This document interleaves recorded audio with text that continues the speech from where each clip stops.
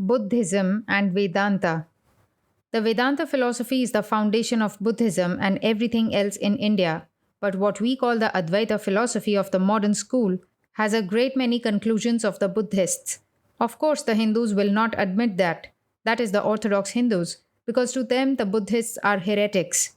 But there is a conscious attempt to stretch out the whole doctrine to include the heretics also.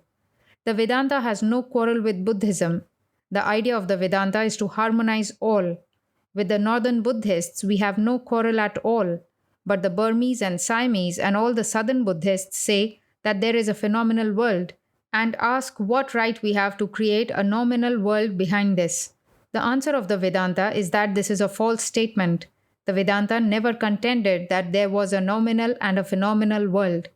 There is one. Seen through the senses, it is phenomenal, but it is really the nominal all the time. The man who sees the rope does not see the snake. It is either the rope or the snake, but never the two. So the Buddhistic statement of our position that we believe there are two worlds is entirely false. They have the right to say it is the phenomenal if they like, but no right to contend that other men have not the right to say it is the nominal. Buddhism does not want to have anything except phenomena. In phenomena alone is desire. It is desire that is creating all this. Modern Vedantists do not hold this at all. We say there is something which has become the will. Will is a manufactured something, a compound, not a simple. There cannot be any will without an external object. We see that the very position that will created this universe is impossible. How could it? Have you ever known will without external stimulus? Desire cannot arise without stimulus, or in modern philosophic language, of nerve stimulus. Will is a sort of reaction of the brain, what the Sankhya philosophers call buddhi. This reaction must be preceded by action, and action presupposes an external universe. When there is no external universe, naturally there will be no will, and yet according to your theory, it is will that created the universe. Who creates the will? Will is coexistent with the universe. Will is one phenomenon caused by the same impulse which created the universe. But philosophy must not stop there. Will is entirely personal. Therefore, we cannot go with Schopenhauer at all.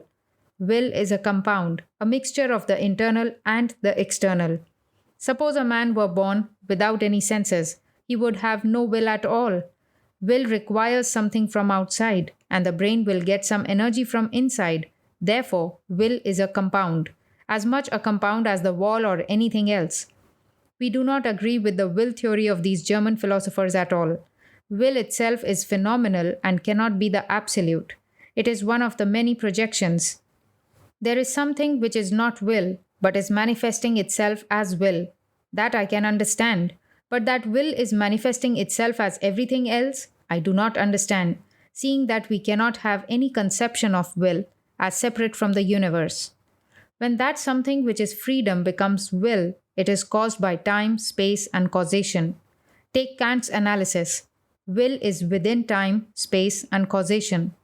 Then how can it be the absolute? One cannot will without willing in time.